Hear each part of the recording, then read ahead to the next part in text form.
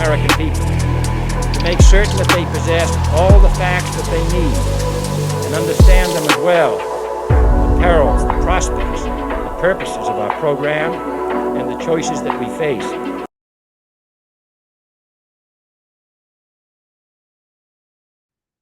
What's up, everybody? You have joined the Ultra MK podcast where we are reversing the narrative. And in this episode, I'm very humbled and honored to have a gubernatorial candidate from California joining me today, joining us as the whole audience from California, Daniel Mercuri. How you doing, Daniel? I'm doing good, very good, Matt. Thank you for inviting me to the show. I really appreciate it, and I'm looking forward to communicating with your audience and hopefully get spreading my message and my platform and what I stand on as potentially the next California governor. Awesome, dude. Awesome. It was really great meeting you whenever I was campaign manager for Charlita Bassett along her campaign trail when she was running in California for the U.S. Senate seat. And I truly believe God brought us together because we were supposed to meet, and you have so much knowledge and intellect as to the situation at hand with where we are and how we got to this point as the state of California and being able to simplify it. Well, for you, it's probably more simple because you're studied up on things like the Constitution and everything else, but you're able to then translate that for the everyday common person who just is out there trying to make a living to survive in California, let alone, making the time away from their families to go and read up on information and get knowledge. Like, it's so cool how you have that style and essence to your campaign platform, and just Thank you. I think it's your personality, but that's so cool because you're able to then not only stand on policy but also help educate and bring the California public up to speed with things that we haven't even learned about or discussed in civics classes, even if you got a good civics class back in the day. So I really like that about you, Daniel. Thank you. Thank you. I mean, it really just stems from the fact that I just wanted answers. I just wanted to understand why there was so much egregious legislation. I didn't understand why there were so many laws that innately didn't feel right, right? And we believers in Christ understand that God's law is written in the hearts of men. When you look at the Constitution is very much aligned with biblical principles. And I didn't quite understand why that was the case as well until I started going down the study pathway of understanding our forefathers and then comparing it to, in contrast to what was being passed, at least locally and state and federally. I just didn't understand these laws that seem to really bog down the people, affect businesses, education, the medical industry. I didn't understand why when I would go to board of supervisors meetings and I would sit in the back and I would listen to the redress and grievances of the people. And then when all these people were screaming in opposition, the board of supervisors, city councils would still pass a bill despite, what their community was telling them to not engage in. And so it forced me to go down to understand, well, how did we get here in the first place? And why are we removing ourselves away from biblical principles, right? This whole argument of separation of church and state is actually is a fallacy. That actually doesn't exist. That's not actually what the First Amendment says. And I wanted to understand more about our forefathers. So I started looking more at their memoirs. I started looking at their writings and the things that they would talk about in the Federalist Papers and Anti-Federalist Papers, which I'm still reading and studying. I mean, the way they wrote back then, they painted murals with their words. And I needed to literally have a dictionary next to me, and I needed, law books. And so I started really going down this pathway because I wanted to deeply understand how can they get away with what they're doing? And how is it that no one is investigating our representatives? Why aren't there any indictments? How come we don't see any prosecutions? We know that they're in violation of their own oath of office. What am I missing? And it all really starts with first, if you look at the Constitution of the United States, and this was a recent discovery for me, that the Declaration of Independence actually talks about God 4 times. And this is something that I like to let people in on because they don't realize that when you remove God out of your life, it creates a void. That void is going to be filled up with something. And it's usually never something good, especially when it's not God or it's not biblical principle values. and more so that our Constitution aligns biblically than with any other religion. And so when you look at the Declaration of Independence, it mentions God when it says the Creator, that we've been endowed with the Creator with certain unalienable rights. When it talks about the laws of nature and of nature's God. When it talks about down after you read the 27 redress of grievances that they wrote to the Crown in the Declaration of Independence, that they would adhere to the Judge of the world and divine providence. What are they talking about, and who are they talking about? Well, it was when they wrote the Judge of the world. Well, who's that? Well, if I read in Acts 17, I think it's verse 30, don't quote me on that, but I'm pretty sure that's what it is, that it says that God appoints Jesus to be the judge of the world. And in other verses that he will judge the living and the dead. Well, who are we talking about? Jesus. So now we know that our forefathers were talking about Jesus, and they didn't say creators, plural. They said creator. So that we know that they were identifying with one deity. They didn't say the universe. They knew that it was a particular supreme being that they knew was the creator of all things. They were very smart in their choosing of words. And when you look at our forefathers' memoirs, George Washington, and I'm paraphrasing here, said that you would have a better life if you adhere to the teachings of Jesus, right? Hamilton said the same thing. Adams was a similar nature. Franklin, same thing. They all mentioned Jesus, or that we needed to be a moral and religious people, is what our Constitution was really founded for. So again, we have removed ourselves away from this. And when you look at some of the legislation that's being passed, it's completely repugnant. But who is it repugnant to? It's repugnant to God. They can't have God. So they tried to get around the Constitution, common law, and institute a corporational status. And so they ensure that we run the state like a business because it gets around the laws of nature and of nature's God, because that is common law, things that are innate. No one needs to teach you that murder is wrong. It's innate. Nobody needs to teach you that water was originally here with us as human beings, because it's innate. It's part of the natural occurring environment. So they need to get around that, right? They can't create water. They can cultivate it. They can regulate it. They can shift it around, but they can't create it. That's innate. And this Come is on, what we're Daniel. missing. So That's right, dude. Man, it's so weird. It's wow. One of the topics in this interview today was actually going to be about water. That's so cool, because I really want to talk about water in California and some of the corruption behind the water, because I think that a lot of Californians are always concerned with fires. And so I do want to dig more into that. But you make a really good point. If you really take people back to the founding of this nation and the way that our founders were thinking and believing in that time frame, even the whole separation of church and state nonsense, it's taken way out of context. It was like a letter written by Thomas Jefferson, and it's so taken out of context. And you know who does a really good job of that, and I encourage my viewers to go check it out on, I think, YouTube, but Prager University, Dennis Prager, he put together a really good, I want to say it's like a 6-7 minute video on really understanding what the founders were implying when they were saying that. And I always encourage people to do your own research, and really, because you're not getting this from the mainstream. You really have to do your own due diligence and find out more about what Daniel's talking about. But before we go any further in this awesome interview, I actually want to share your campaign video on your website, Daniel. Thank you. Please do. Let me go ahead and bring this up.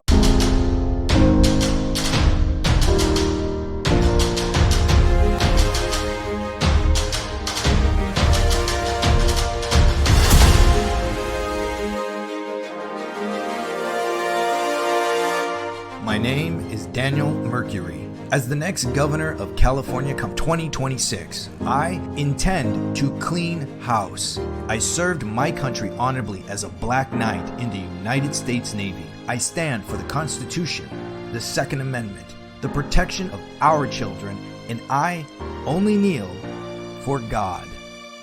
If you don't know the law, there is no law. As a constitutionalist, I know the law. California is not the reflection of the country I fought for. Californians have suffered enough rising crime, invasion of illegal aliens, homelessness, absurd taxation, power outages, and wildfires. As your next governor, that ends on my watch. As a husband, a father, small business owner, author, and a veteran, I will not let California go quietly into the night. To every corrupt bureaucrat who has subverted the right of the people, and the Constitution. My message to you is this: Justice is coming under my administration. Count on it.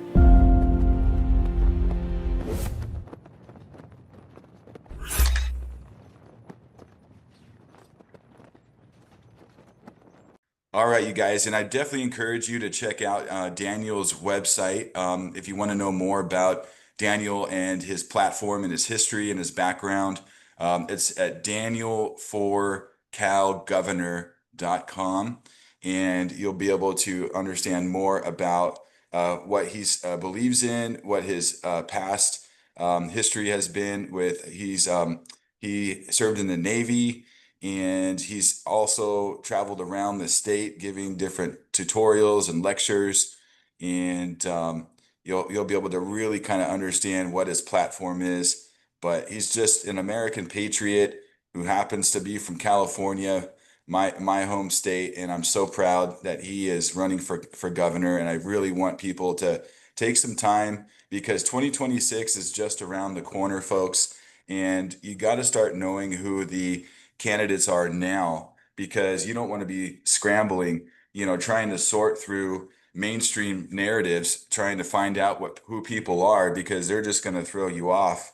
Let me make sure this is turned off. But yeah, they're just going to throw you off, and they're going to prop up whoever their candidate is because they're bought and paid for. And but there's some really good candidates there, but I want to say Daniel's one of my favorites, and so I'm really stoked on getting a chance to interview you, Daniel. But I'd like to kind of just jump into policy a little bit, because we have so much work to do as we, the people in California, and there's not one person or politician who's going to come save us, right? It's more about getting the people to realize that we as a collective have the power to change things in our state and in our country. And we can still fix the broken machine as long as we are aware of what's been broken and how we got to this point. Would you agree? No, 100%. I think at first I always tell people, if you don't know the law, there is no law. If you don't know your rights, you don't have any rights. And this is what they play on. When I studied case law, one of my favorite ones that I came across was, I think it was in 1956, it was United States versus Minker. And if you look at the court transcripts, you'll see that, the judge says that what appears to be lawful on the surface, people are cunningly coerced into waiving their rights due to ignorance. So what is that telling you? What you think is lawful, just because a legislative body passed it, does not make it lawful. And because you don't know any better, you continuously, as a people, waive your rights because, well, you're ignorant to the laws. And because of that, they're not going to help you, because governing body is there predominantly to try to garner revenue and generate a profit, right? All crime is commercial when it comes to the judicial branch. When it comes to our legislative body, they control the purse, so they always have to figure out how to generate revenue. And of course, the executive, a lot of times, they control elements as to where the funding is going to go, but they tend to favor pet projects or, erroneous or corporations that do nothing but steer the market to go in any one direction, which is an impingement on an open, fair, and free market. That's not their right. That's not their authority. If you look at the Constitution, it lists out roughly 18 authoritative powers, and controlling the market in a way that steers it to go in one direction is not one of them. It can regulate it, but it can't sit there and force the people to buy or go down a path that they're just not interested in. Hence why Gavin Newsom wanted to ensure that, all of California vehicles were going to be nothing but electric vehicles, yet they're shutting down all of the nuclear power plants. They're trying to force people to go green on solar and wind, but that can't generate the kind of power that those vehicles would require. Or even the homes, when they use solar, they don't generate enough power that can actually sustain the home. They try to, but they're encountering way too many problems, and they get rid of our natural resources, when it comes to natural gas, water. And when they do that, they're causing a problem that then we, the people, scream for some demand to fix it all. And yet they're the ones who caused it, right? Yeah. That's a Marxist tactic. Yeah, and that, no wonder President Trump had to step in and basically bring the Army Corps of Engineers to divert water down to Southern California, when Gavin Newsom was just basically like, "It's not my problem," Well, essentially. It's because they don't want to adhere to the backlogs, right? It's Mm, great when candidates are talking about, innovative water technologies and catching some of the snow cap melts that come in that we need to be capturing that, and then we filtering it and then streaming it out to a lot of the rural areas so that some of the water basins don't have to have so much pressure in trying to provide water to the rural areas through the metropolitan areas. These are all great ideas, but the problem is that we have a current infrastructure that we're using right now, which has a ton of backlogs. When you look at, and every county has a water manager, have somebody that's part of the county or the district or the city, inner cities that deal in water, and they deal in the pipes, they deal in the infrastructure, and it begs the question, what are we doing? And why aren't we adhering to those backlogs? The pipes are breaking. When an earthquake happens, there's a lot of damaging. They have to reroute some of that water through new pipelines or older ones, and they kind of band-aid everything together. So it puts a strain on the current system right now. And they're allowing for that to happen because they think that if they can make it, something damage enough that it's going to force our hand then to buy into these new technologies, which is going to require the taxpayers to have to pay more in general obligation bonds, which the state already has. Where's all this money going?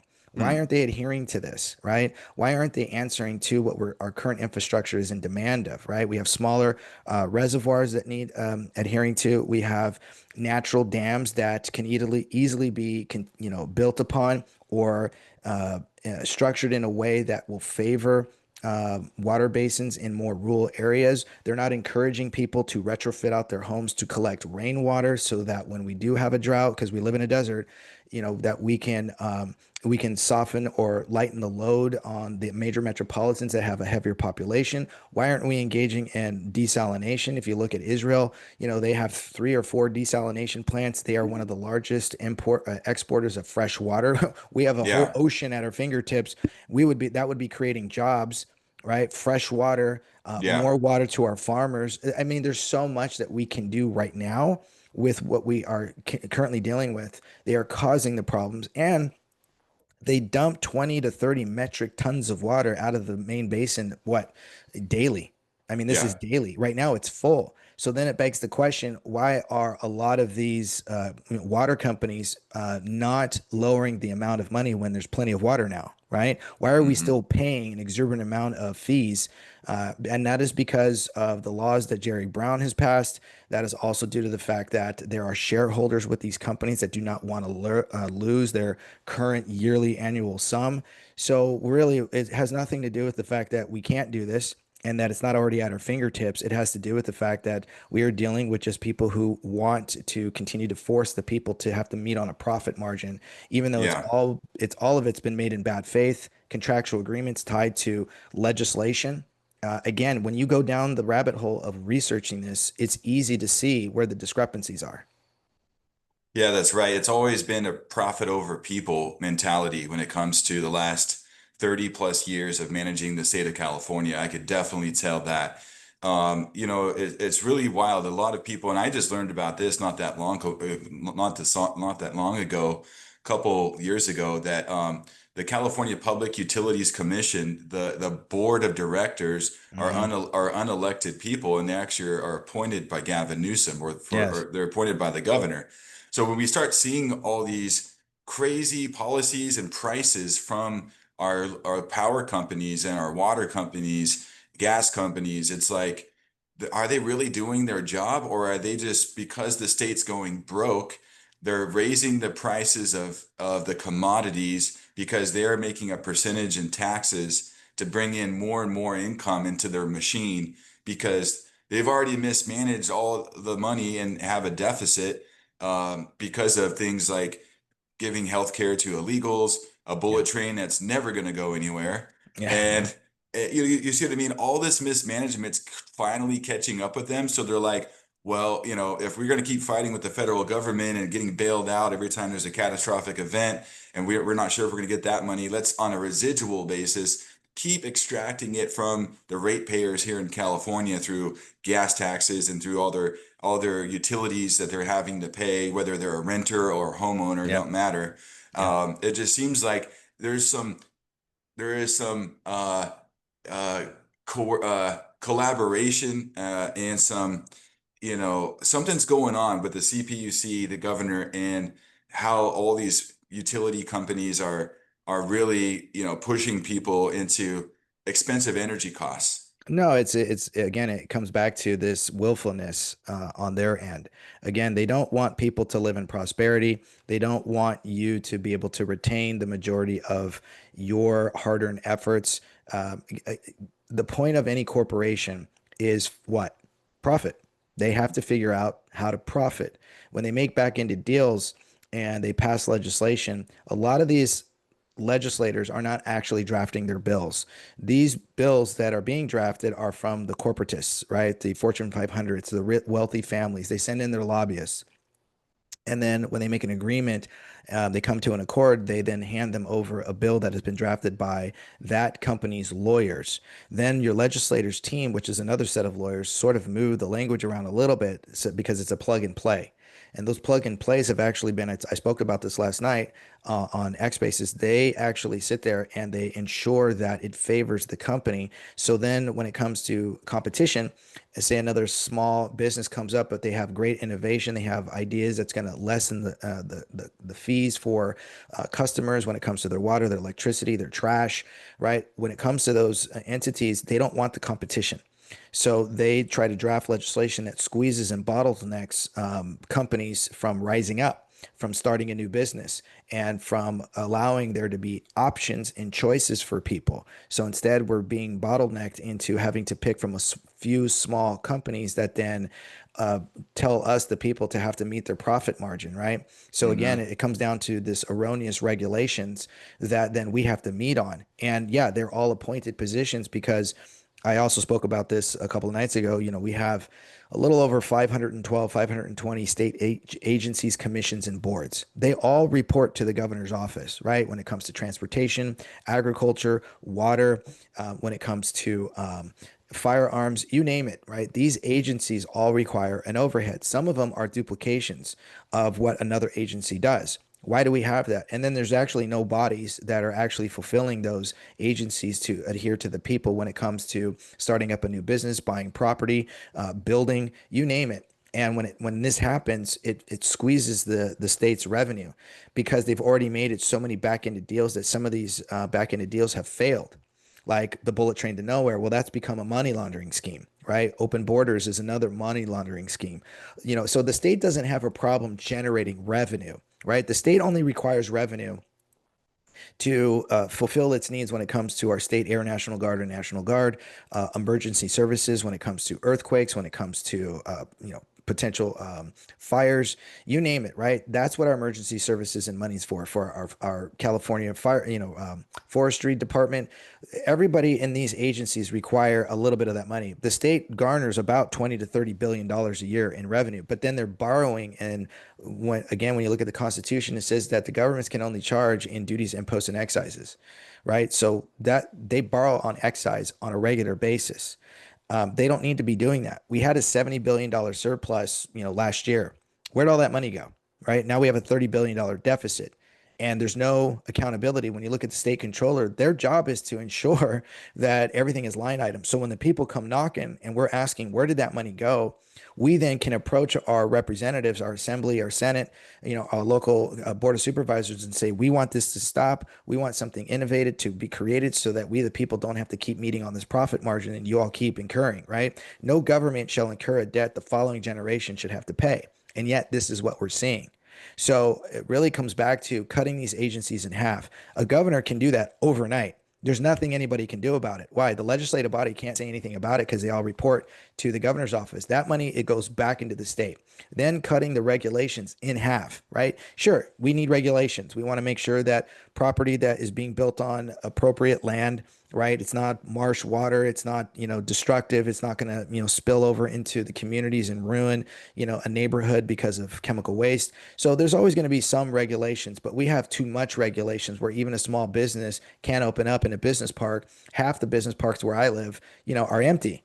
And they're looking for people to come in there, but they can't start a business, right? Or they can't build new homes, and they can't start up anything. So really, when you remove regulation or you remove the extensive erroneous red tape, and a small business wants to start up, the more businesses that there are, the more in excise the state can take. Why? Because there's more revenue, the higher GDP. People are out there spending. People are out there selling, right? This is good for the economy. This is good for the state because then they can actually take appropriately from what is in excise and when people meet overhead. Number two, one of the best things that the state can actually engage in is removing the income, right? The income tax act is a problem because it's been dubiously um, uh, um, it's been defined in under two different jurisdictions, right? So the IRS is defined income, and the Constitution that goes all the way back to Abraham Lincoln and the First Continental Congress and multiple court cases that are still standing to this day have already also defined labor, right? So you have income, but income is defined as labor that has also been defined as capital. But then when you look at what the IRS says, it says that your labor is income and income is defined as gains. Well, those are two different ones. So gains is under the 16th Amendment. Well, what is gains? It's when money makes money. So the government can tax your stocks. They can tax your property if it goes up in value, right? They can tax that your business in excise. Why? Because you're generating revenue past the overhead or what it costs for you to pay people. That's all the government requires. Government was meant to be small and nimble, not powerful to the point where it has a $70 billion surplus. Why does it need all that money? That money belongs to the people. It's not there to sit there and try to generate and then tell all its people, oh, we've got all this money. We're such a wealthy economy. No, the government is wealthy, not the people. The money is supposed to belong to the independent, so the individual, the sovereign, so they can reinvest into themselves and then compete in an open and fair and free market through innovation, through entrepreneurship, right? Through creativity. This is what the government's supposed to do, is to prevent a monopoly or a monopoly from turning into an ogalopoly, where you have a bunch of conglomerates that sort of join in together and then they prevent small businesses from rising up, which small businesses are the backbone to any great economy. So what are we seeing here? We're seeing an ogalopoly of businesses. That's when government's supposed to come in with all their teeth and prevent that, right? Yeah. They're supposed to ensure competition is fair, regulation is minimized, and businesses can rise up. And wherever the market needs something, the people will just start naturally gravitating towards its needs. And wherever there's a company that maybe rose up, but it can't keep up with it because they're not staying up with the demands of the people or the demands of the market, well, then it starts to go under and eventually that business closes out. But businesses don't want to do that because they want to meet their year over year, right? They want to keep generating, but there's only so far a company can go. And this is another reason why businesses like, say, Apple will force you to have to constantly upgrade your OS X. Why is that? Because they need to get you to continue to buy. They don't want to build anything that lasts, because if it lasts, well, then you're not going to buy the new, favorite toy that comes out. So they register or they regulate the market to prevent or to allow these kinds of actions, and then we can't compete. So there's so much that's involved here. And yet we're having to force to meet a profit margin that the government is creating. They cause a problem, they create the problem, and then they try to come around and turn around like they're the heroes and come up with more legislation. So this is all Yeah. erroneous, and it's an easy fix. And somebody who, like me, who understands this can do this overnight. And Yeah. there's nothing that any other branches can do about it, right? And I understand this. I'm the candidate for this. I understand that I can really push up against these legislators that are acting egregiously, judges that are out there engaging in lawfare and activism instead of dealing with actual crime, and ensuring that justice prevails, not the law. Those two are not synonymous. The law and hmm justice are not the same. hmm Wow, really good points. It's yeah, it is a multifaceted effort and challenge, for anybody who's going to be running in this race coming up, on knowing which hot buttons are going to appeal the most to California voters, because there's so many issues, right? There's like we're almost being bombarded with so many things that we have to be concerned with as citizens who've hung out and stuck around in California to see if we can make it better, and we haven't all left to other states, because I do think that so many people have thought about leaving the state, but because we've been raised here, we have cousins and aunts and uncles and family, and like it's hard just to uproot and take people and leave out of the state. Not everybody has that option to do that. No, and it's sad to see. I mean, my even half my family left on my wife's side. hmm They, packed up their bags. They bought a home in Idaho, and Mm-hmm. they, bought a small little ranch. And then her siblings have half her siblings have moved out. Her aunts and uncles have moved out. Not all of them, but a good majority of them. And definitely her parents. And it kind of begs the question, why it's some people can't afford to leave.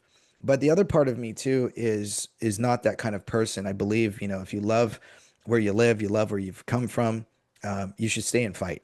You kind of have a responsibility in some respect, right? It's also something that I try to show my children. Stand your ground, stand up for yourself, fight back. It's not going to be easy, but a lot of times the reward at the end is going to be worth it. And we need to be teaching this to our children. We need to be teaching this to the next generation, and we need to reset everything and put it back, make it right. Mm-hmm. But we've gotten into such an atrocious manner of governance that all we really want, a lot of people, is just someone else to get into office and then somehow magically make it all go away. But it requires everyone to engage in their government. It requires you to participate. You need to participate. You can't. I used to think the same way. I used to think, well, I voted, I did my civic duty. That's not enough. You need to go to your school board meetings. You need to participate. You need to educate. You need to find your niche that can help out communities or your local community, if that's as far as you can do, but you need to participate. And if you don't, you can't complain why we got here. How did we get here? And everyone is affected. And to sit there and say, well, I'm not affected, really? Because I know your paycheck is affected. I know that the state and the federal government are taking nearly half of what you make. That is not their authority. They don't have that right to do that. I know that your property tax is going up and you're retired now, and yet somehow you've got to figure out how to make more money. So you got to come out of retirement, right? Or you're a doctor who's trying to help out your patients and you have the means to do so, but your hands are tied because the California appointed medical board by Gavin Newsom is threatening your license if you don't ensure that you do what they tell you to do. So you're not engaging in good practice, right? There's so many things that are going wrong. It's stems from the corruption in our government of these bad actors who are operating behind the walls of our government institutions. It's really simple. And that is, we need a governor to go in there, press against, put these people's feet to the fire, start performing the investigations, because the indictments are going to come very quick, at least under my administration, and then prosecute these individuals publicly, right? That's constitutional. You have a right to a public, fair, and speedy trial. Well, it's going to be publicized, and we're going to get the perp walks that we demand, because I demand it. And I know that we, the people, have been screaming for this. We have Yeah. not seen anybody like Adam Shifty Shift. Why is that man still in his position? Why has he not been prosecuted? Why has he not been indicted? There's nothing. We're waiting for this, and we're getting a lot of lip service. That's not going to be me. I understand how this works, but I don't have ties to all these political groups. I don't have ties to anybody who's trying to buy me out. I'm not for buy. You can't buy me, right? And Yeah. people have tried, uh, Yeah. and I'm not gonna engage in that, so much so that I get threats. I get threats on a regular basis. Yeah. I don't know what it is for the other candidates, but I get notes all the time, to tell me to step down, move to the side. We know your family. We know what your wife looks like. We're watching you. We're going to kill you. Like, I get all kinds of these kinds of threats. I get notes on my car. People recognize who I am when I go to a store. And I just, you just have to be able to be strong enough to endure this and know that this isn't going to be an easy fight. These That's right. people need to be prosecuted. Why are we not doing it? And I have a lot of answers as to why they're getting away with it. And I also have the solution as to what else we can continue to do. You put me in office so that we can clean house, we can fix our government, and we can start ensuring that the status of the people in this state remain above government at all times. That is the job of a representative, is to secure the rights of the people. What rights? Unalienable rights. Civil rights is not something I want to fight for. Civil rights are immunity and privileges given out by the government under eligibility through the exploitation of the contract clause. Unalienable rights are God-given that cannot be bought, sold, transferred, or contracted away. There's a significant differences between the two. And this is what we're not fighting for. And this is what I'm going to be fighting for, to ensure that you always have control over your government. That is the way it's supposed to be. Yeah. That's great, Daniel. It's really good that you separate those two, and so people can understand, really what's more important when it comes to rights. But there's so much more I want to talk to you about. So what we're seeing now with this big No Kings movement across our country, Yeah. and they chose Los Angeles as one of the places to start, all to activate all of their paid operatives. It's amazing to me how even since before COVID times, we've caught our current California government with different collaborative efforts to undermine, um, either the Trump administration, if he was in power, say prior to the Biden administration, or where he is now. And it's like they're working with factions outside of the country, like Yeah. like the CCP, and people who just hate America and are getting funding, like Alex Soros and George Soros, and the woman who is the heir of the Walton family in Walmart. Hmm. They're siphoning money into these efforts to literally pay agitators Yeah. to destroy towns and cities and businesses and loot and create these riots. There's something going on where in states like California and New York, they're getting so much help from foreign actors and rolling out red carpets for a foreign dictator and cleaning up the Yeah. streets, and if he wants, what is going on, dude? Like, don't you see that there is some collusion going on with foreign companies or countries that do not want America to be sovereign and succeed, that they're helping the global agenda? Yeah, they need they when I say that, I'm talking about these bad actors behind the scenes that like are the Soros and are these rich families that should not be in the power position that they're in. And they are the ones who are paying these paid agitators to go out there and to disrupt communities. I mean, they're coming in from other states, they're coming in from other countries. And, of course, we see these brick pallets that are just magically left out in the open, just like back during, Black Lives Matter. Same thing. There's bats, there's rocks, there's pallets just left there for them to utilize and start, throwing at vehicles and law enforcement, damage property. We're seeing this, and this is purposeful. And that is because, again, they do not want America to be the beacon on the hill. We are the last stronghold. In my personal opinion, it is obvious that these people, these globalists, want America to fall. California, in my personal opinion, is at the epicenter of everything gone wrong in our country, right? The old saying of what happens in California, so goes the rest of the nation. Mhm. And I believe that if America is the melting pot of the world, California is the melting pot of the nation, and it is again at the epicenter. So they cannot lose the now apparently the fourth largest economy in the world. They're not going to lose. They're not going to allow this state to be taken over by conservatism. They're going to fight tooth and nail, and we need to fight back because again they cannot have just law. They cannot have the Constitution stand. They're twisting it, right? They keep talking about, we can't let our democracy fall. We don't live in a democracy. We live in a constitutional Constitutional republic. Republic. The Yep. two are significantly different. They use the word democracy because it sounds very closely to a Democrat. Democrat. It's a word on. It's a play on words. And when you understand this, you understand that they're trying to tell you that the major rulers are the majority rules under democracy because it puts government needs above the individual rights. A constitutional republic puts God-given unalienable rights above government's needs. It's very simple. And when you understand this, you understand very quite simply, they can't have this, the corrupting government. They only care for their own pockets. They care for self-preservation, and they care for these huge corporations and these cartels that keep them in the positions that they're in. So this is why so many industries have become privatized, right? This is why we have a homeless industrial complex. We have a medical industrial complex, right? We have, this, all of these agricultural complexes that minimize the ability for, there to be true growth.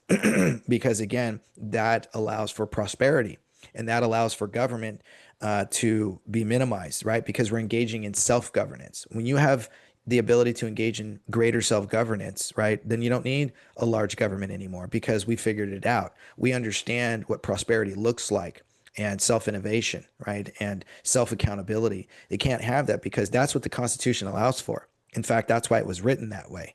And so they have privatized everything back into a corporational status that then enslaves everybody to be employees of the state or Hmm. employees of a corporation. Well, that's enslavement. Hmm. It's just given a different word. And this Hmm. is why when you look at the Constitution, it doesn't allow for emoluments. Well, what's an emolument? It's basically when they come in and they say, hey, we're going to contribute to your campaign for your next election cycle, draft these bills, sign this contract, take our money, and then, we'll make sure you stay in office and we'll rig the system, right? However, that's treasonous because they've changed the word emolument and they have now call it what? Lobbying, Lobbying. right? This is how they get away with it because well, lobbying is not written in the Constitution, so they just gave it a new word. They changed the language to change perception, and that's illegal because it disrupts linguistical canons, and Yeah. you're not allowed to do that. But they do it anyway because they know that the people as a whole don't know any better. Yeah. For some people out there who've really gone down some of the rabbit holes for how the human mind can be manipulated through things like wordplay, but even Yeah, deeper than that, it's for those who know about like Operation Paperclip during World yeah. War II, Two. and how the not some high level Nazi scientists and other physicists and just high level people within the Nazi Party were brought over to America. I was just on an episode with Kathy O'Brien, who knows so much about Project Monarch and the MK Ultra experimentation that Hmm. was done on humans, on Americans throughout the 1960s and 70s. And it almost seems like what they did was, once they were able to discover like that the human conscious can be penetrated and be manipulated through certain words, colors, frequencies, Yeah, and things like that. It's like it starts to make sense now when you get this hive mind group mentality of a certain, social issue triggering a giant movement, like what we're seeing with some of these cities that are having riots. It's like, you often question, like with California, we have the Hollywood, which, down in Southern California is kind of like a cultural um, perception, like whatever kind of social agenda they want to be projected out of entertainment. They use yeah, Hollywood, like actors and things like that, to perpetuate certain narratives and certain, yeah, social justice warriors and terminology that they want to, procure through showing that through pop culture. And then you take that apparatus of California, then you blend it with the tech Silicon Valley that yeah, has the technological reach of reaching the masses, not only domestically but globally. yeah. And then going back to monopolies, really having a free for all without too much government oversight as to how they're able to control people, track and trace people. Who really reads all of those terms and conditions when they click accept on downloading an app? Not too many people, but maybe Daniel Mercury would even read that. But a That's lot of true. a lot of people are just like so busy that they're just like bloop. But to me, I'm not trying to sound like a crazy tinfoil hat guy, but like there's so many clues that lead to the way they've been able to manipulate the minds and the consciousness Well, it's very of simple. people. It's very, very simple. When you look at, and I'll just say this when it comes to exactly what you're talking about, the simplicity of the fact is that you always have to opt out. You never have to opt in, right? If you want to be able to use somebody's platform, these people who are in social media, they are a platform, right? They're not a publisher. So, we've got too many laws that allow for them to act as both. And so then when we sign those documents, right, and terms and conditions, those terms and conditions don't favor the person or the individual who's signing up to join the platform. So it's more protective on their end, but then they mine all this data, they mine all of your information and then they sell it. Well, this is why I say, not only is that unconstitutional, but we can also expand into a form of a digital bill of rights. So that, and I just recently spoke about this in this current interview, that we need to ensure that people have the right to not exist on social media, not exist on the internet, because it's also an area where people get docked. Maybe they were at a location at the wrong place at the wrong time, and their face appears somewhere, and then their employer gets a hold of it, but they had really nothing to do with it. But you just got a lot of haters that are out there because you're not in alignment with their narrative. They'll dock you. Right. So that's an invasion of a right to privacy. So there's all these sort of, groups, and there's all these sort of terms and conditions, and there's these, social media platforms that are not there necessarily for the public's security in any way. They're there to safeguard themselves, but then they're profiting off of you. And if you want any part of that, well, then you've got to sign the agreements. There needs to be an ability for people to opt out while still using a platform, a public platform. Their businesses come from the public. They're not a private enterprise, right? And they say, well, they're a private company. No, they're not. If your doors are open to the public, where does your money come from? The public. You're not a private entity. You are if you are like a Costco where people can't come in unless they sign up first and then you sign the agreement of a PMA. Now, terms and conditions are limited. They can't violate privacy clauses, but they do. Some of them operate correctly, like under a PMA, like a Costco. Whereas it's a social media, they're a platform, and whatever you put out there is out in the internet. However, you don't seem to be able to scrub that if you want to one day, or if you just want to say, you know what, I want the right to privacy and not exist on the internet, then you should have the ability to opt out and have your information scrubbed and removed. They're the ones who hold the database. They have the ability to remove it. Why don't they? Because again, it's a profit margin they have to meet when selling your information, selling what you do online. This is how businesses target or do target marketing, because they want to see what you're attracted to, right? And in fact, I work in digital advertising. We know through the back end, which is so bizarre, but it also involves AI, that we know when you slow down with your right hand or your left hand and your thumb or your index finger. We know that when there is a particular image where you were just scrubbing really fast versus you slowed down because you saw an image, that image then goes into a database about you and what other similar people are looking at as to what catches your eye. Is it the font? Is it the color? Is it the subject matter? Is it an angry face? Is it a happy face? All this goes into data mining so that people and the companies can try to target you. They buy that information, it's for sale, but you, the person that they built off of, didn't get a dime from that. Well, that's an invasion of privacy and they're profiting off of you. This is where digital bill of rights should come into play.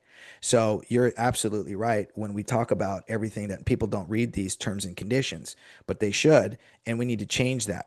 So that way you have the ability to have more control over your autonomy, which Yeah. has been removed almost entirely. Yeah.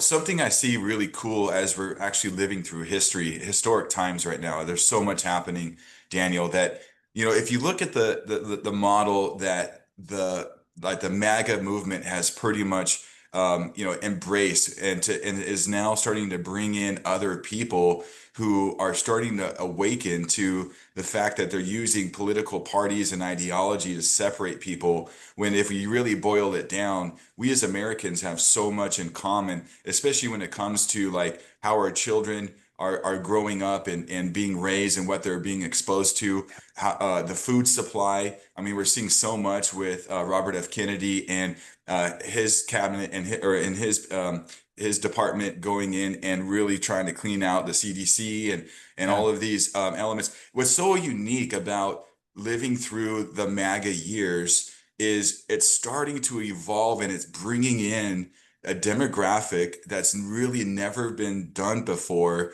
especially with the red and blue Republican Democrat model. And I totally see that within California for the people who are citizens and who have grown up here. I think there's so many things that we can unite on, whether it's these one-off issues that people are divided on, but there's so many other issues that we could be united on that are most important if you were to put them on a priority list. Yeah. And I really see like health, for example, and children being unifying topics and unifying societal things that our people can unify on and could be passionate about.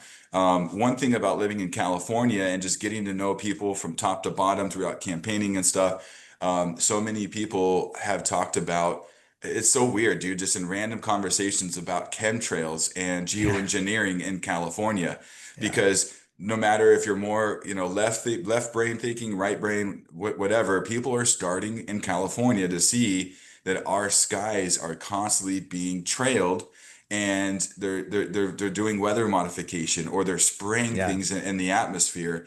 And that's something that all Californians, it doesn't matter if you're Democrat or Republican, people are seeing that stuff, right? And so I have a friend. She goes by Mellow Cat on Substack, Catherine Sari, and she actually confronted two pilots at a an airport in Modesto, California, that she had been tracking on flight radar and knew the specific plane call the call sign numbers, was able to track that back to a company out of North Dakota that had contracts with the local water companies, utility companies. It was Modesto Irrigation District, Turlock Irrigation District, but they had like this 30-year long contract where they were cloud seeding above the Sierra Nevada mountain ranges with their geoengineering flares.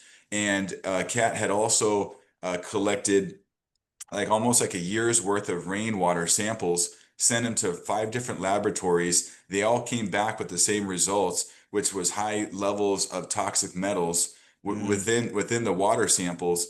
And I'm just thinking that, how are we letting people spray our atmosphere? Because once again, no matter where you're at on the political spectrum, we're all breathing in this funky We actually chemical. have we have laws that actually say that government is permitted to engage in weather modification.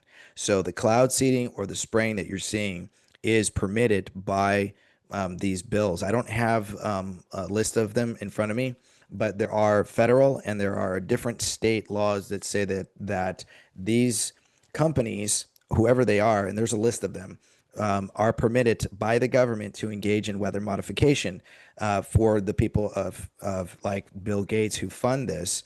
Because they're trying to test out, what the weather is like if they block out the sun. How does that affect, our agriculture? How does that affect the people, right? Because we require vitamin D. When you turn it's almost like Superman, right? When he's in the wrong color sun, he gets weakened. When you Hmm. remove that sort of yellowness from the sun and becomes white, right? You're still feeling some of the UVs, but you're not getting the full element of the suns through the, what we require, what that we get from the sun is vitamin D. Right. It's also good for mental health, right? Just being out in the sun with a blue sky. We are part of the natural occurring environment. When you disrupt that environment, it causes people to experience mental health issues, depression, right? And then, of course, what toxins are they putting in there? Because it's not just to change the weather, right? Because when I was in the military, we were actually educated on Vietnam and how we were engaging in weather modification. But in doing so, we didn't just negatively affect the Vietnamese, we affected also our own troops who were in an environment that they were unfamiliar with. The Vietnamese were used to, tropical weather and heavy rains and mudslides and so on, whereas our American troops were not really trained in that. They didn't go into environments to actually train in such different atmospheric conditions, and so it negatively affected. So they tested in one way and it worked, but then in another way they tried to figure out what else could they do with it, right? And so it was to try to, create more precipitation, but then they realized they could also weaponize it, right? If you go back, I think it was a year ago, Saudi Arabia tried to do the same thing so much so that they flooded their own Yep. city, and what happened? It destroyed a massive amount of infrastructure because, well, they were playing God. And this is what you get with that. But what else are they doing? And so there's been tests, a lot of people after there's been a day of chemtrailing, that of course this precipitation in the sky falls, and they're realizing that they're spraying all kinds of different kinds of petroleum and different kinds of metal oxides that are really poisonous to not only the foods that we eat. It dries up the vegetation and it's easy to ignite and cause fires. They burn down the land, they burn it across. If you look at Gavin Newsom has had over 40, I think it's 47,000 wildfires under his belt. 47,000 and over 9.2, I think it's million acres of land of California that has been burned up on his watch. And you have to ask, why isn't this man done anything to prevent that, right? He's sitting there too busy engaging in his podcast and not engaging in good governance. So what are they doing? Why are they doing this? And why is it that they're able to get away with this? We don't like it, but they're permitted to this is because you didn't know that state legislators, as well as in unison with some of the federal government, has allowed for weather modification in this mannerism. But there's a few protocols in there that say that they can add different elements for testing purposes. Well, what are those elements, right? It's a catchphrase. And so this is what we're doing. It also affects the medical community, right? If you're a healthy person, you're a lost prophet, right? They need sick people. They can't Yeah. have you healthy. That's why everyone's upset with, RFK Jr. because he's trying to ensure that, we're a little bit healthier. Now, I don't agree with everything that he does. I don't agree with the childhood vaccines protocols at all. My children have been negatively affected, and so much so that, we've had pharmaceutical companies try to talk to myself and my wife, who's a NICU nurse, and even the doctor, and said, well, their only argument that they had was, well, what about school? And I said, we homeschool. And I'm not joking. They just looked at me and they said, okay.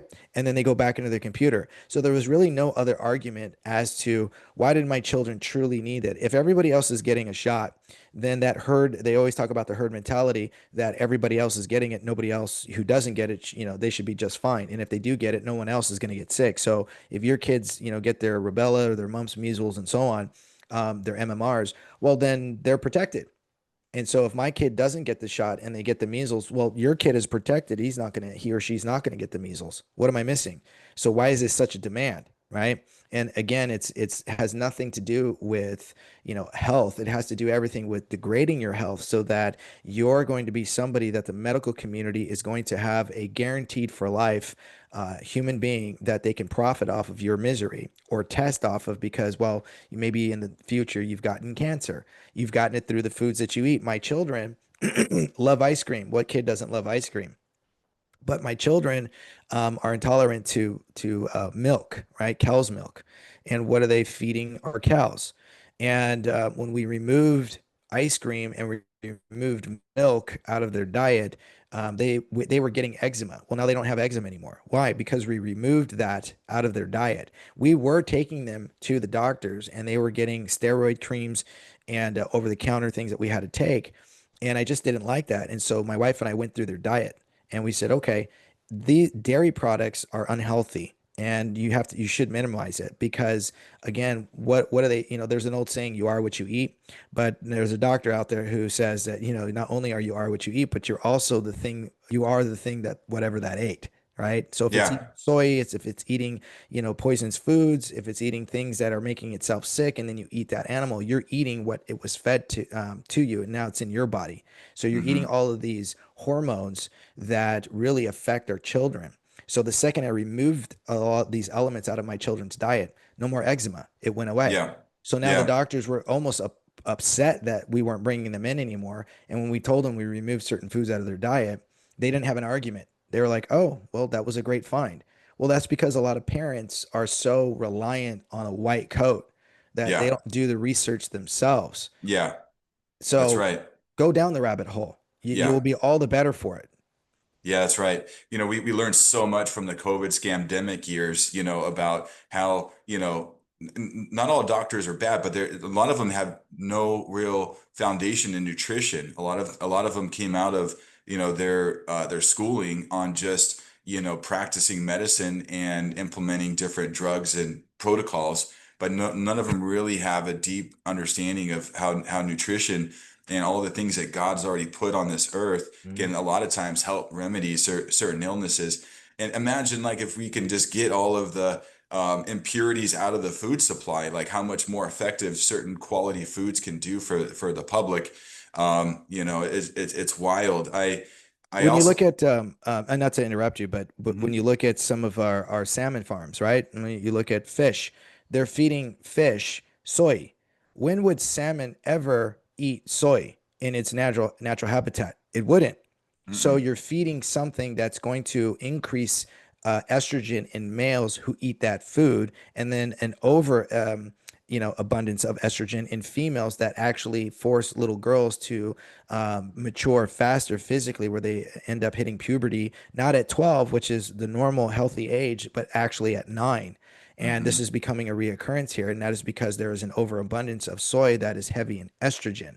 This Hmm. destroys the body Hmm. in just such ludicrous ways, and it affects our boys from maturing, in a masculine manner with the proper amount of testosterone that they should be having, right? Yep. This is so Yep. crazy how it affects. Why would you feed these animals such a food that they would never eat in their natural habitat, feed them their natural foods that they would normally eat. If you're farming, some sort of meat-based product, whether it's cows or chickens and so on, don't feed them that, right? Let them eat what they would normally eat in a natural environment, and that's not what's happening. And it's being approved by the FDA.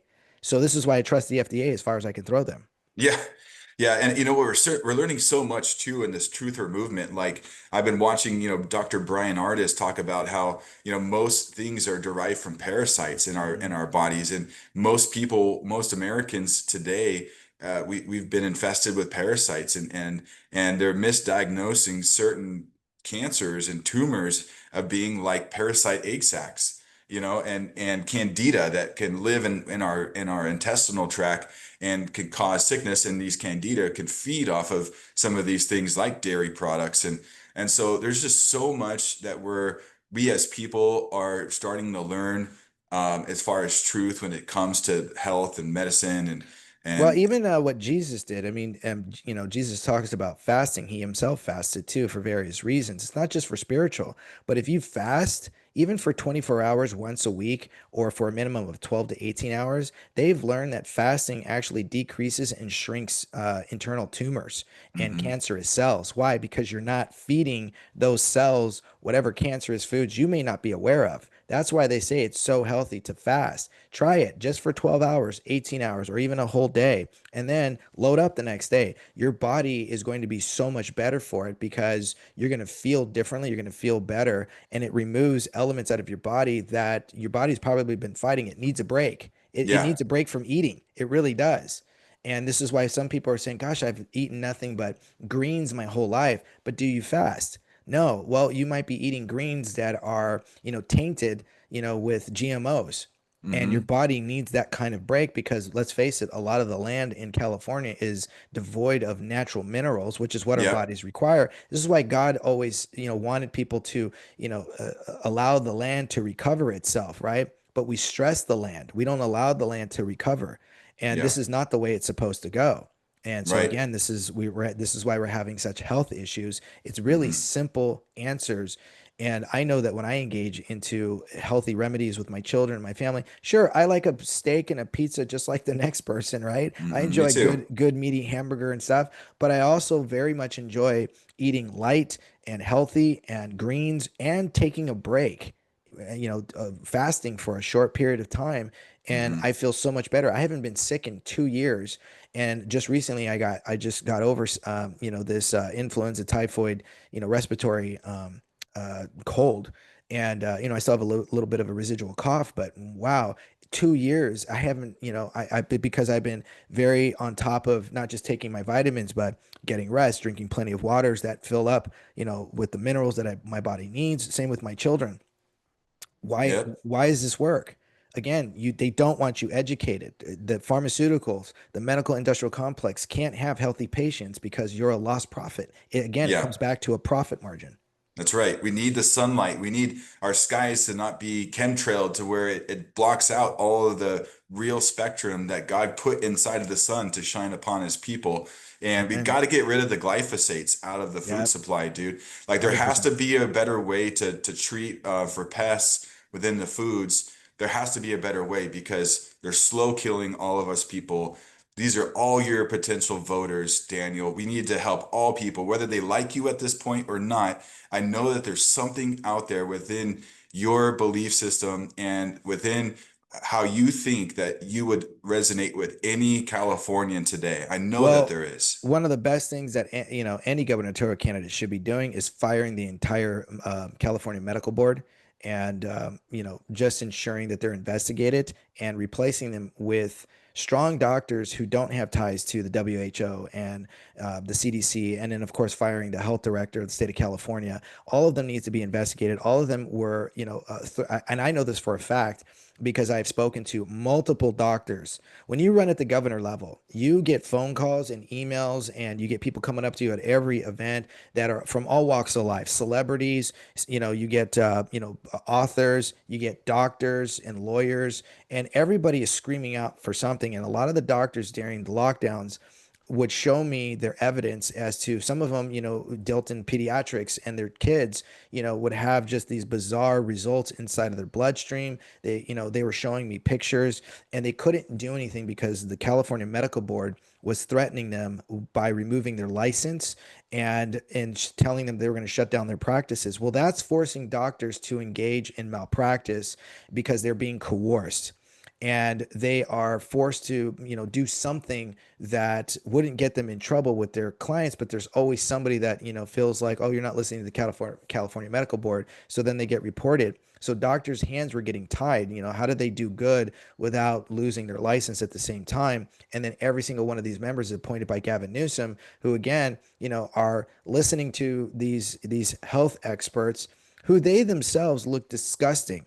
They themselves are just, they're out of shape. They have poor skin. It just, some of them, I hate to say this, don't even look like they're human. It's like, who's feeding you? And you want to tell me how to live my life and how to live a healthy life when you yourself look like you're on your own deathbed, right? Some of these people look exactly the way we healthy people fight against. Right. Mhm. And so these members of California need to be removed, and they need to be shut down. And they are, again, another sector of California that reports to the governor's office. If the governor can appoint them, the new governor can remove them. It's really that simple. And this is what we need to do so that we have a healthy California. What a great way to end a great show. Daniel Mercuri, thanks so much for joining me today, my friend. Okay. We hope that you could definitely come back on this podcast and we could dig more into some of the problems, but more importantly, what your solutions will be, because we're all in this thing together and we really want to make California great again. And I know that 100%. you have all the attributes that we would need in a governor. So, Thank you. folks, I'm Matt Kennedy signing out for today. You have watched the Ultra MK podcast, episode 7, where we are reversing the narrative. And this has been a great episode with Daniel Mercuri. Go check out his website. He'll be down in the drop down below if you want to go visit his website. Also, too, I want to encourage people. We're trying to promote the Rev 17 conference, which is happening in Northern California in Yuba City, June 20 through the 22nd. It's going to be one of the largest anti-child trafficking conferences ever in America, with some amazing speakers like Lara Logan and Pastor Troy Brewer, Mary Flynn O'Neill of America's Future. And tickets are selling out, folks. So I encourage you to go to peaceofheaven.life and check out the website. Click on the Rev 17 conference for your tickets. If for some reason you're seeing this and you're on the other side of the country, but you want to support what we're doing, you can still go to the website come June 20 through the 22nd and check out the live stream. You'll be able to watch it live streamed on X and multiple outlets like Rumble. And please be a part of that. If you want to support the Peace of Heaven, we are raising money to purchase a facility and transform it into a paradise to be able to bring children who have been rescued from sex trafficking. And it's going to take all of us in America to make this work. And we want to be the model that could then be replicated to other parts of the country who also want to join the fight against child sex trafficking. And so if you can donate $1 a day, that would be a tremendous help in help supporting a child with their process of recovery and healing once they come to Peace of Heaven. So please check us out June 20 through the 22nd at the Rev 17 conference happening at the Church of Glad Tidings in Yuba City, California. Thanks for tuning in today, folks. And thanks for watching another episode of Ultra MK Podcast. Have a good day.